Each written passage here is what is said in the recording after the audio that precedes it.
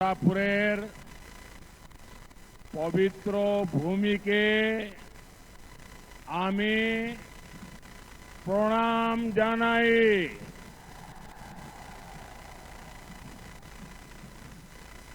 मैं पवित्र गंगा सागर को प्रणाम करता हूं।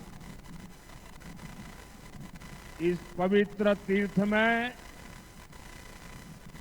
आप सभी का, माताओं बहनों का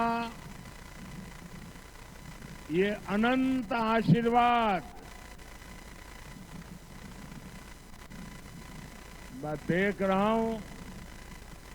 ये बताता है कि बीजेपी की विजय कितनी प्रचंड होने जा रही है।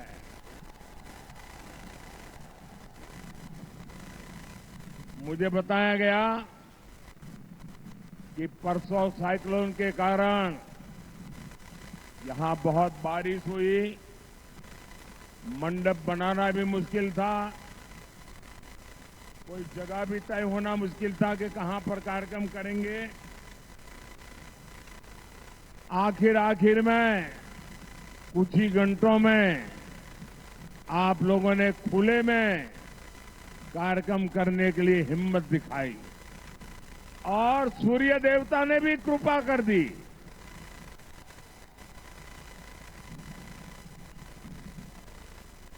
इतने कम घंटों में इतनी बड़ी रैली की योजना बनाना, मैं आप सबको हृदय से धन्यवाद देता हूं। ये तब संभव होता है जब जनता जनार्दन खुद चुनाव की बागडोर संभाले हुए हो।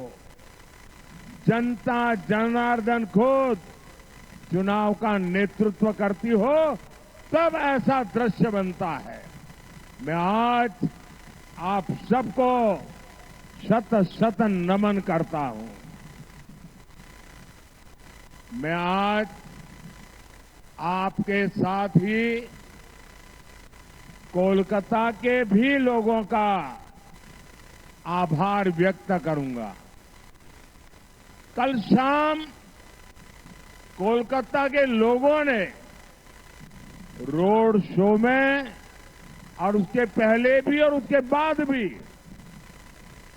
जो प्रेम दिया, जो स्नेह दिया, जो आशीर्वाद दिए,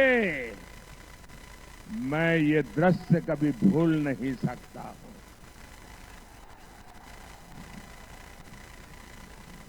मैं कोलकाता वासियों का भी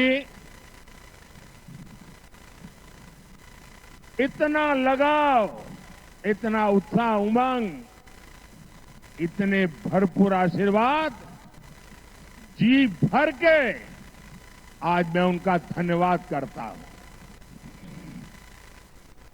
साथियों, आपका ये स्नेह, ये साफ साफ संदेश दे रहा है।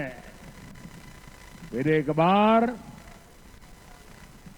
फिर एक बार फिर एक बार फिर एक बार आभार, एक बार आभार, एक बार आभार, एक बार।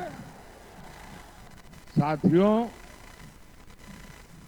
24 के इस चुनाव में बंगाल में ये मेरी आखिरी सभा है। इसके बाद मैं उड़ीसा चला जाऊंगा। कल आखिरी दिन मैं पंजाब में बिताऊंगा। एक प्रकार से कल शाम को प्रचार पूरा हो जाएगा और उस अर्थ में बंगाल की ये मेरी 2024 के चुनाव की आखिरी सभा में इस पवित्र मिट्टी के दर्शन करने का मौका मिला है। आपके उत्साह और उमंग को अनुभव करने का मौका मिला है। 2024 का ये लोकसभा चुनाव कई मायनों में अलग है, अद्भुत है। ये चुनाव आगे बढ़कर के देश के राजनीतिक दल नहीं, देश के राजनेता नहीं, ये चुनाव कश्मीर से कन्याकुमारी, अटक से कटक, देश की जनता ने उसकी बागडोर संभाली हुई है। इस चुनाव का नेतृत्व देश की जनता कर रही है, क्योंकि उसी जनता ने 10 साल की विकास यात्रा भी देखी है और 60 वर्षों की दुर्गति भी देखी है। आप याद करिए, देश के करोड़ों गरीब जीवन की मूलभूत सुविधाओं से वंचित थे। भारत जैसे देश में भुखमरी की खबरें आम होती थी। करोड़ों लोगों के सर पर छत नहीं थी। महिलाएं खुले में शौच जाने के लिए मजबूर थी। पीने के लिए पानी नहीं। 18,000 से ज्यादा गांवों में बिजली नहीं। उद्योगों के लिए संभावनाएं नहीं। ये तो एक दृश्य। सबसे बड़ा दुर्भाग्य ये भी था कि सुधार के लिए चर्चा भी नहीं होती थी। परिवारवाद की राजनीति ने करोड़ों करोड़ युवाओं के सपने मार दिए थे। 5-5 पीढ़ी को आजाद हिंदुस्तान में तबाह कर दिया गया। उनके सपनों को रौंद दिया गया। उनकी आशा आकांक्षाओं को मिट्टी में मिला दिया गया। जो देश हमारे साथ आजाद हुए थे, हमसे छोटे थे, सामान्य थे, वो आज कहां से कहां पहुंच गए। हमारे पास इतना टैलेंट, इतना स्किल का सामर्थ्य, युवा आबादी की बढ़त, लेकिन हम पीछे छूटते चले गए। वही भारत आज जब नई रफ्तार से आगे बढ़ रहा है तो पूरी दुनिया देख रही है। आज पूरी दुनिया में भारत का डंका बज रहा है। बज रहा है कि नहीं बज रहा है? आज दुनिया में भारत का डंका बज रहा है कि नहीं बज रहा है? अमेरिका में भारत का डंका बज रहा है। यूरोप में भारत का डंका बज रहा है। ऑस्ट्रेलिया में भारत का डंका बज रहा है। जापान में भारत का डंका बज रहा है। ये किसने किया? ये किसने किया? ये किसने किया? ये किसने किया? ये किसने किया? जी नहीं, आपका जवाब गलत है। ये सब हुआ है आपके एक वोट की ताकत से। ये आपका वोट जिसने मोदी को मजबूत बनाया, और मोदी की मजबूत सरकार ने दुनिया में भारत का झंडा फहरा दिया। ये ताकत मोदी की नहीं, ये ताकत आपके एक वोट की है। हमने 10 साल में 4 करोड़ गरीबों को पक्के घर बना करके दिए। 12 करोड़ से ज्यादा घरों तक पानी पहुंचाया। हर गांव तक बिजली पहुंचाई। आज हम विश्व की 5वीं बड़ी अर्थव्यवस्था है। हम तीसरी बड़ी अर्थव्यवस्था बनने की दिशा में तेज गति से आगे बढ़ रहे हैं। अब भारत विकसित भारत बनने की राह पर चल पड़ा है। अब आने वाले 5 साल स्वर्णिम भारत के निर्माण में निर्णायक भूमिका निभाएंगे। एक बहुत बड़ा टर्निंग पॉइंट है और इसकी शुरुआत 4 जून को होने जा रही है। साथियों, विकसित भारत के लिए विकसित बंगाल का निर्माण जरूरी है। ये तभी होगा जब आप ऐसे एमपी चुने जो इस विजन को लेकर चले।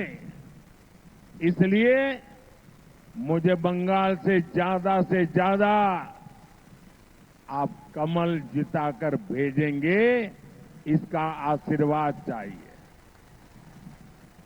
मुझे ज्यादा से ज्यादा बीजेपी के एमपी चुन करके आप भेजें, इसके लिए मैं आपका आशीर्वाद मांगने आया हूं।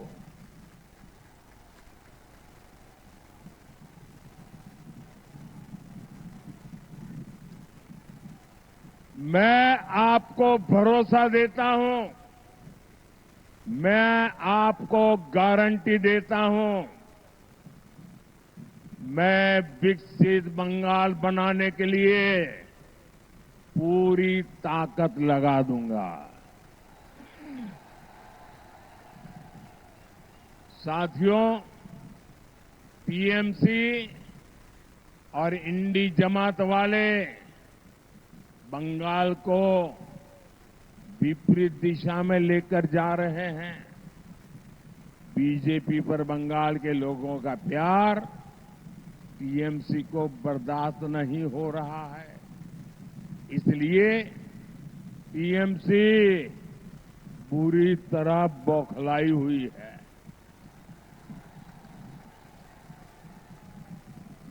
क्या क्या बोलते हैं। बंगाल के प्रति नफरत से भरी हुई टीएमसी के पास एक ही हथियार बचा है, एक ही हथियार बचा है, एटा होते देवो ना। एक ही हथियार, एटा होते देवो ना।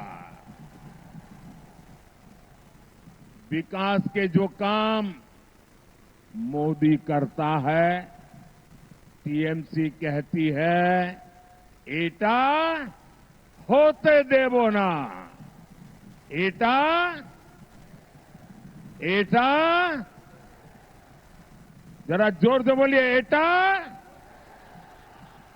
हमने महिलाओं की सुरक्षा के लिए हेल्पलाइन बनाई। टीएमसी कहती है एटा एटा होते देवो ना।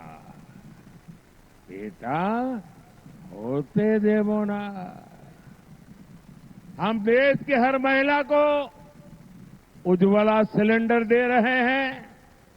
बंगाल सरकार लाखों एप्लीकेशन लटकाए हुए हैं। टीएमसी का कहना है एटा एटा होते देवो ना। एटा होते देवो ना। मोदी ने हर गरीब को मुफ्त इलाज की गारंटी दी।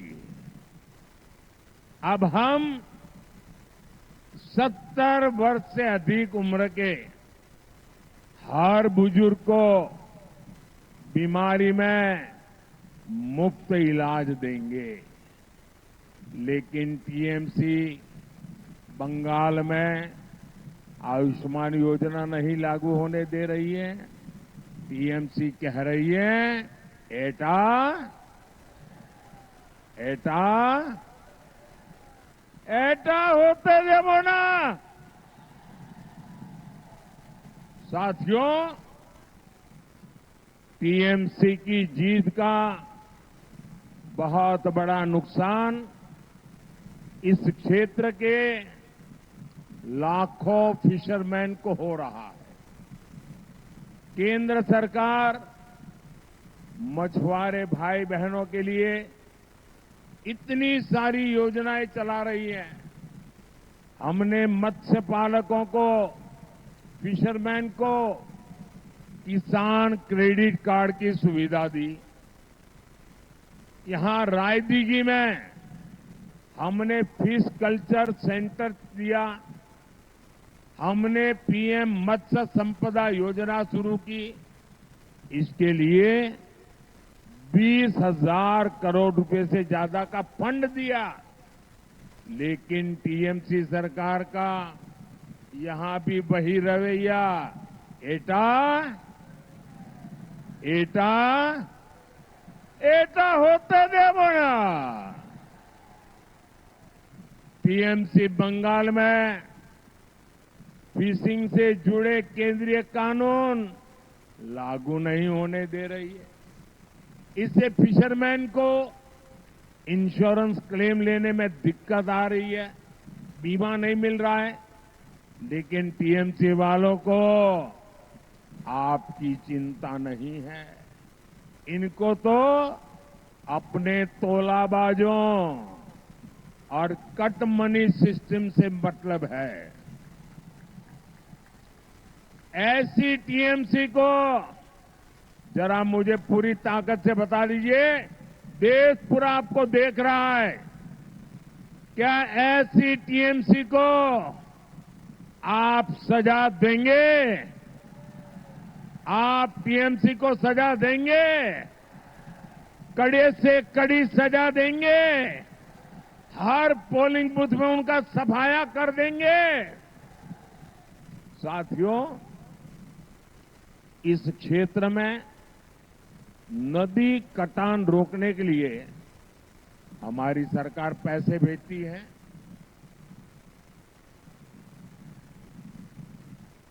वो पैसा टीएमसी खा गई। इनका एक ही एजेंडा है, इनको हर चीज में काटमानी चाहिए। इनको तो काटमानी चाहिए। गरीबों के राशन में, पीएम आवास में, यहां तक कि बच्चों के मिड डे मील तक में काटमानी चाहिए, काटमानी चाहिए। साथियों, टीएमसी बंगाल के लोगों से इतनी चिढ़ी हुई है, टीएमसी बंगाल की पहचान को खत्म करने में लगी है। ये बंगाल के मठों को, साधु संतों तक को नहीं छोड़ रही। टीएमसी, इस्कॉन, रामकृष्ण मठ और भारत सेवाश्रम संघ जैसी संस्थाओं को गाली दे रही है। इसके गुंडे मठ पर हमला कर रहे हैं। राम मंदिर 500 साल बाद अयोध्या में प्रभु राम का मंदिर बना।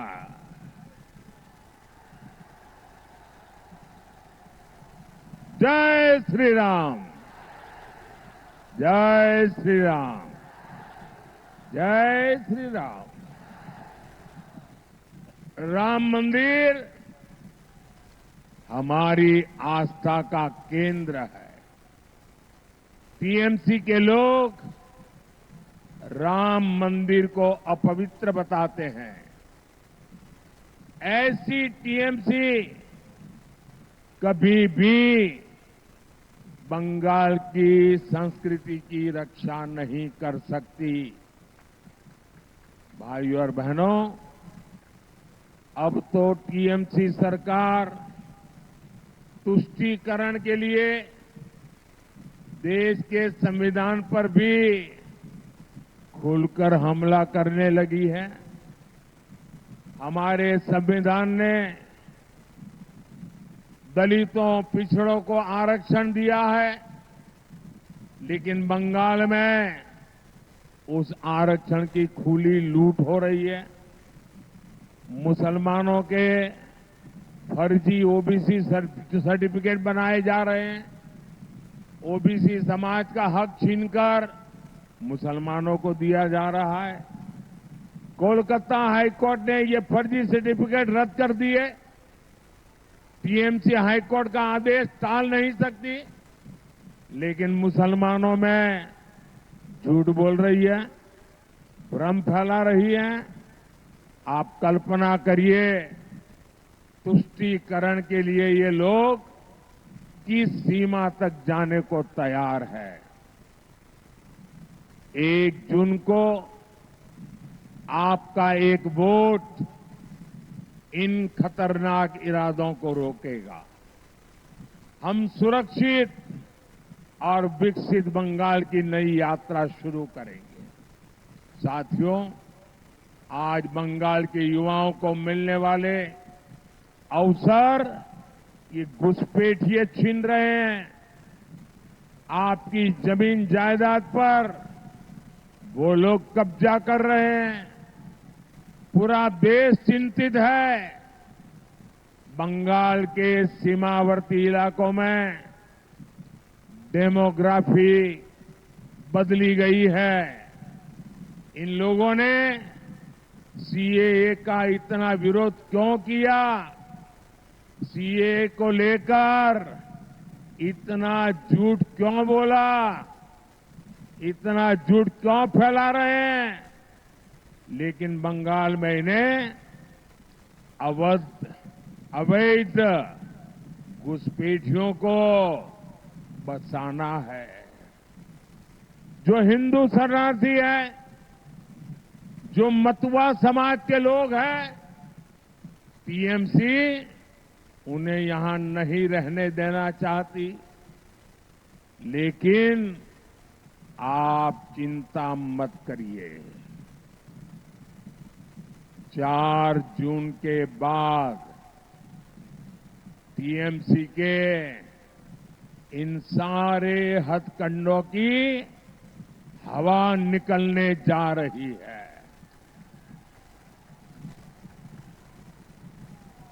हमारे मतुआ समाज, नामशूद्र समाज को उसके अधिकार मिलकर के रहेंगे, ये मोदी की गारंटी है। सभी शरणार्थियों को आन बान शान के साथ भारत की नागरिकता मिलेगी, ये मोदी की गारंटी है।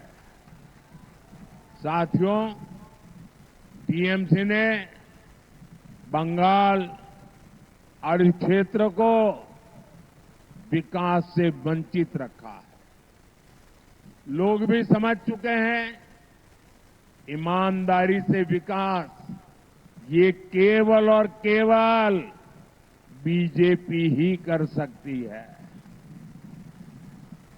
हमने यहां 2 फूड प्रोसेसिंग यूनिट्स लगवाई है।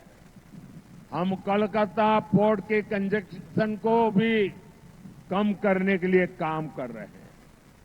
आप बीजेपी को बंगाल में मजबूत करिए। आपकी हर अपेक्षा बीजेपी ही पूरा करेगी। साथियों, इस बार आपका एक वोट देश की राजनीतिक दिशा भी बदलने का काम करेगा। 4 जून के बाद अगले 6 महीने में देश में बहुत बड़ा राजनीतिक भूचाल आने वाला है। ये परिवारवादी पार्टियां अपने आप बिखर जाएगी। इनके कार्यकर्ता भी अब थक चुके हैं। वो भी देख रहे हैं कि देश किधर जा रहा है और ये पार्टियां किधर जा रही है।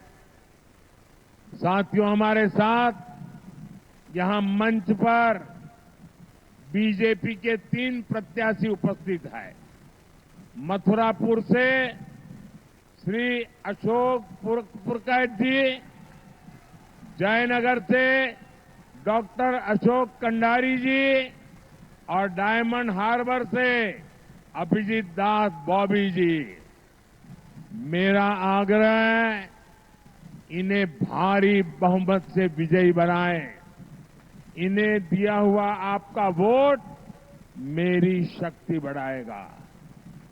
मैं रविंद्रनाथ टैगोर को याद करते हुए अपनी बात समाप्त कर रहा हूं और मैं बंगाल के लोगों का भी जो उत्साह, उमंग और समर्थन दिया है, इसके लिए आभार व्यक्त करते हुए आज की मेरी अंतिम सभा, इस चुनाव की अंतिम सभा का आखिरी दौर है। गुरुदेव रविंद्रनाथ ने कहा था, ओ आमार देशेर माटी, ओ आमार देशेर माटी, तोमार पोरे थेके, तोमार पूरे थेके, माथा तो माते विश्व मोइर, माथा तो माते विश्व मोइर, तो माते विश्व मोइर, तो माते विश्व मोइर, आंचल पाता ओगो मार, तोमार कोले जनोम अमार, तोमार कोले जनोम अमार, मरोन तोमार बुके, तोमार पोरे खेला, आमार दुखे सुखे, आमार दुखे सुखे।